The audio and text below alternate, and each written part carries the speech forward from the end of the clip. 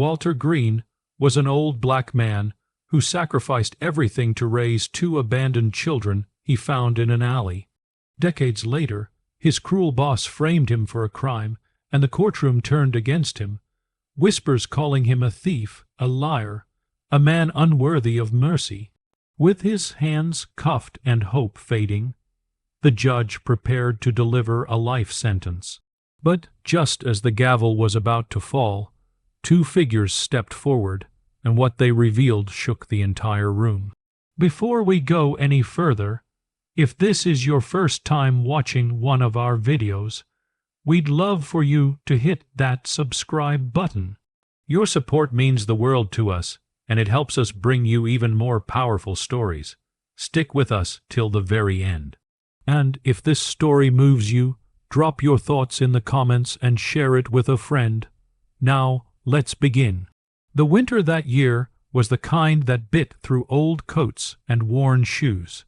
Streets in small industrial towns smelled of smoke and cold steel. The kind of place where people rushed home, heads down, ignoring whoever was left behind. At the end of a long shift, Walter Green, a tired black man in his late 50s, walked with a limp that never healed from years in factory work. His boss always said he was too slow, too useless, a man lucky to even keep a job. Yet Walter never argued. He swallowed the insults, carried his aches, and kept his head low. That night he passed a narrow alley behind the diner. The hum of the freezer fans mixed with the whistling wind, and there, tucked against the dumpster, were two children, pale, shivering, their clothes nothing more than rags layered on bones. The boy's arm was wrapped around his younger sister, trying to shield her from the cold. Walter stopped. He could have kept walking the way everyone else did. His boss's words still rang in his head, "Don't waste time on strays. You can barely feed yourself," and he was right. Walter's meals were usually scraps, his room barely warm, but watching those kids, he felt a pull stronger than his hunger. He crouched, knees creaking, and the children looked up with eyes too old for their age. "You two got anywhere to go?" he asked softly. Silence, just a shake of the head. Walter exhaled, his breath fogging in the air. He knew what it meant to be discarded, to be invisible, and he couldn't leave them there. Not tonight.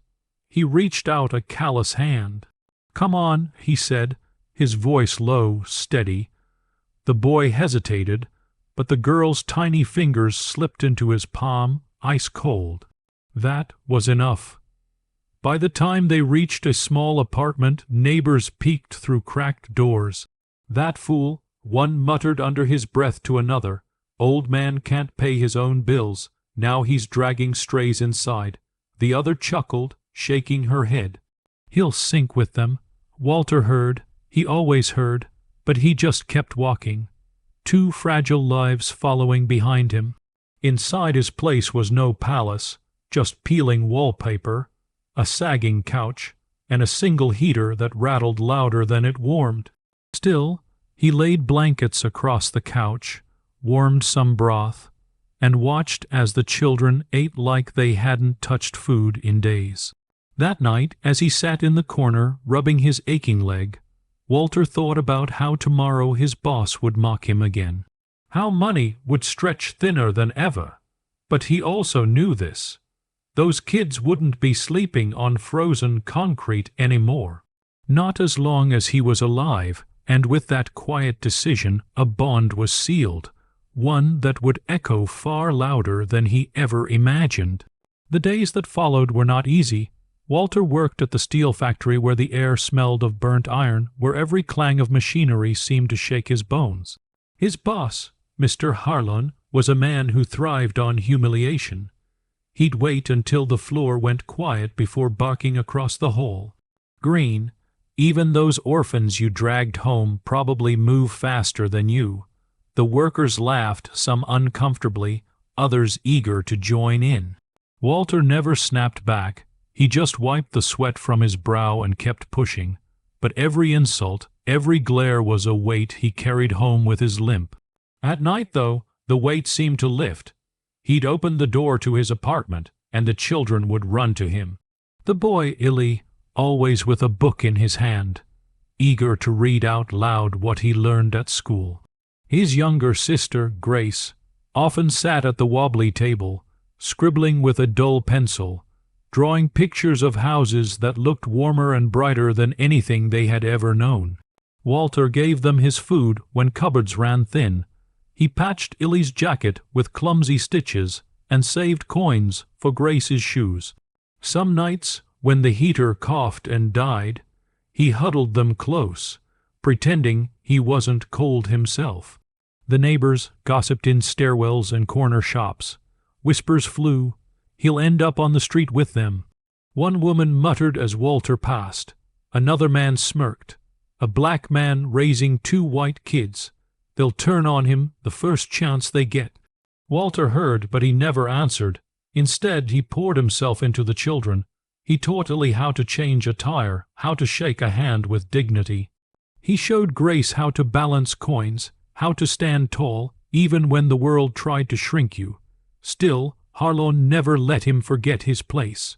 When Walter once asked for a day off to take Grace to the clinic, Harlon sneered, "You're not their father. Stop playing hero and get back to work." But Walter did it anyway. He took the day, risking his wages. He walked Grace to the clinic with his hand firm on hers, knowing full well the cost. That night, when Harlon cut his pay in half, Walter hid the slip in his pocket, pretending nothing had changed. Years passed this way, sacrifice layered on sacrifice. The children grew. Illy, with sharp eyes and a sharper mind, earned scholarships Harlon said he'd never deserve. Grace, once the quiet girl with pencils, grew into a fierce voice in school debates, unafraid to challenge anyone who mocked her strange little family. Walter watched with quiet pride.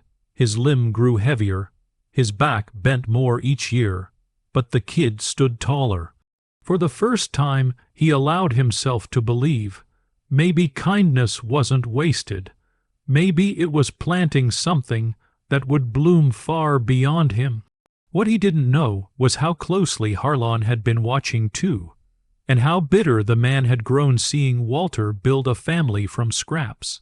By the time Illy and Grace had gone off to college, Walter's body carried decades of labor.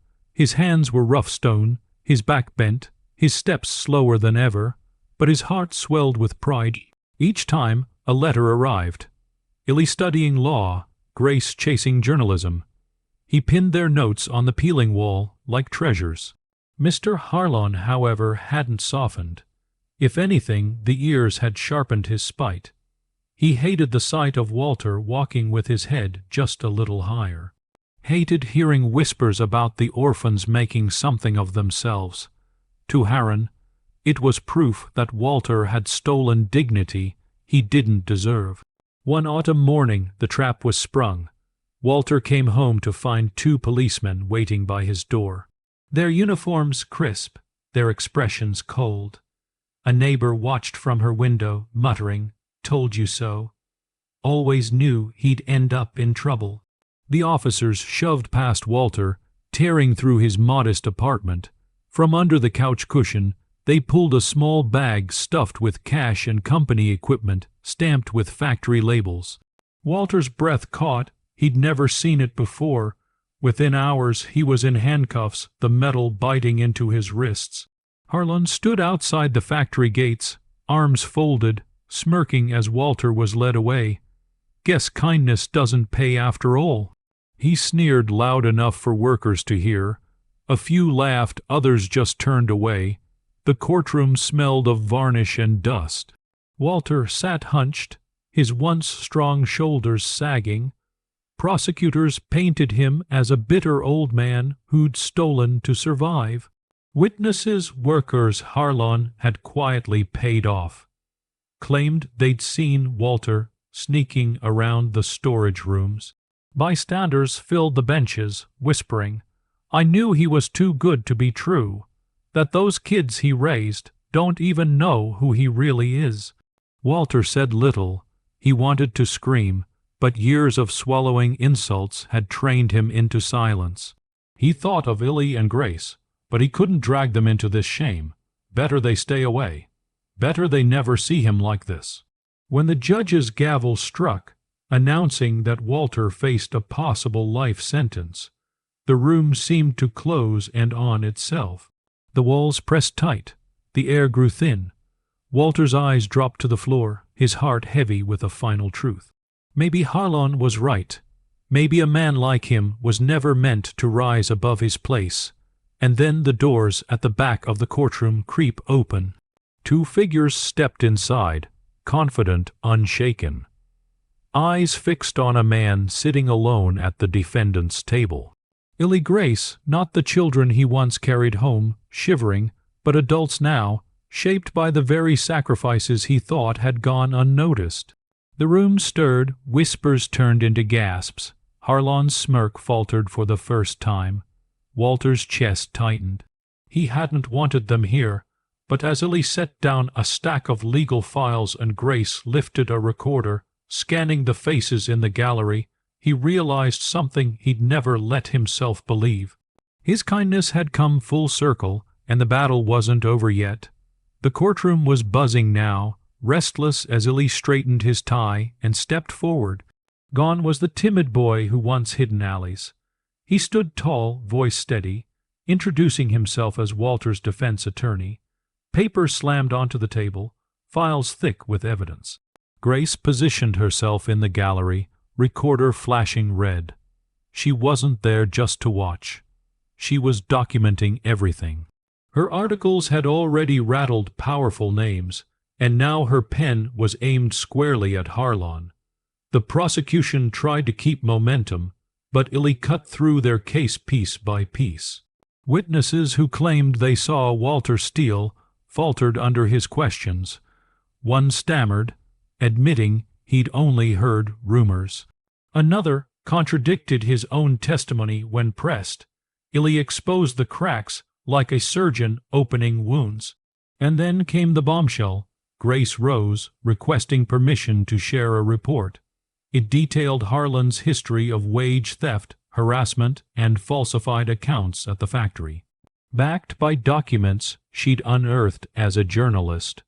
Murmurs swept the room. Harlan's face flushed red, his fists clenching white. Walter sat frozen, blinking against the sting in his eyes. He had thought the children he saved had outgrown him, moved on into brighter worlds. But here they were, fighting with fire he had unknowingly passed down to them. The judge leaned back, tapping a pen, weighing the storm unraveling in front of him. "It seems," he finally said, voice echoing, "this entire case was built on manipulation." He looked at Walter, then at Heron. "The charges are dismissed." Gasps, applause, a few jeers aimed at Heron as he stormed out. Defeated, Illy placed a hand on Walter's shoulder. Grace moved beside him, whispering, "You don't have to carry it alone anymore, Dad." That single word, Dad, echoed louder than the gavel that had freed him. Neighbors who once mocked fell silent. Reporters scribbled furiously, and Walter, old and weary, finally allowed his back to straighten, his eyes to meet the world. He had once lifted 2 children out of the cold. 20 years later, they had lifted him out of a cage. Because kindness doesn't die, it waits, it grows, and when the time is right, it saves. When Walter chose kindness decades ago, he never imagined it would one day save his life. This story reminds us every act of compassion plants a seed that might return when we need it most. If you want more powerful stories of justice, sacrifice, and redemption, don't forget to subscribe and click on the next video. You won't want to miss what happens there.